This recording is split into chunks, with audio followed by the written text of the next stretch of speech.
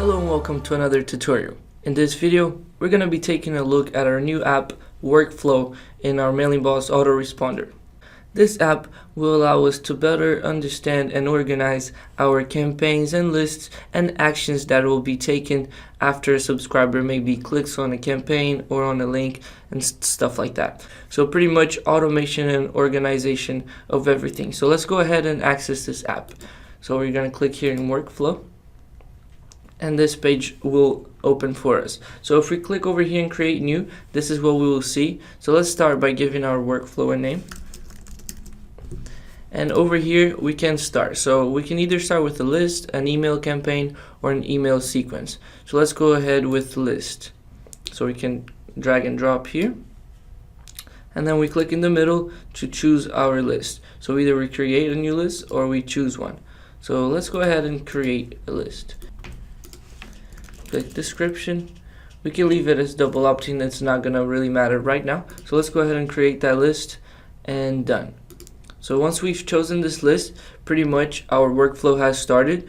So once a client subscribes to this list, we can put here an action after that. So once we click in the green arrow, we can either unsubscribe user from another list, we can insert a tag value in that subscriber, we can put and send an email campaign to him, or an email sequence. So let's go ahead and choose an email campaign. Over here we can create a new one. So let's just name it tutorial, regular campaign, and list tutorial. So let's create that. Click OK. Over here, just a quick setup of our campaign. Let's just save and X all the way to the end. And over here, once we're on the confirmation for our campaign, we're just going to click activate later. So there we go.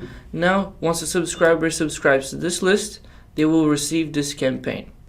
So as you guys can see, this is pretty nice to organize everything in automation and pretty much set up actions after a lead or a client does something. Okay, so this makes it simple for those maybe who have a hard time using Mailingboss or are new to this application. So we can keep going. Okay, so let's say he does not open the campaign. We can move him to another list, we can copy the user, we can change field value, we can also insert the tag value or send another email campaign. So let's say he does not open that campaign, we can insert a tag value and say didn't open, for example. So now we can actually make a tag for him. So let's say he did not open the campaign, we can set that tag over there. And here it says, please use only letters and numbers. The tags must be separated from each other by a comma. So let's say we wanted to put more tags. We just put a comma here, and then we created another one.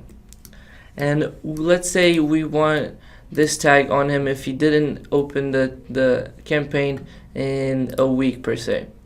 So if the user goes by 7 days and does not open the campaign, this tag would be integrated with his name. Okay, so pretty much that's it. So let's say the subscriber actually does open a campaign, we can send him another campaign. For example, we can move him to another list and so on. So let's say we want to move him to another list, we can put him in testing purposes list, and over here we can select the time that we will move him. So let's say he clicks on the campaign and we want to move him automatically, and all we have to do is leave the days at 0, hours and minutes all at 0.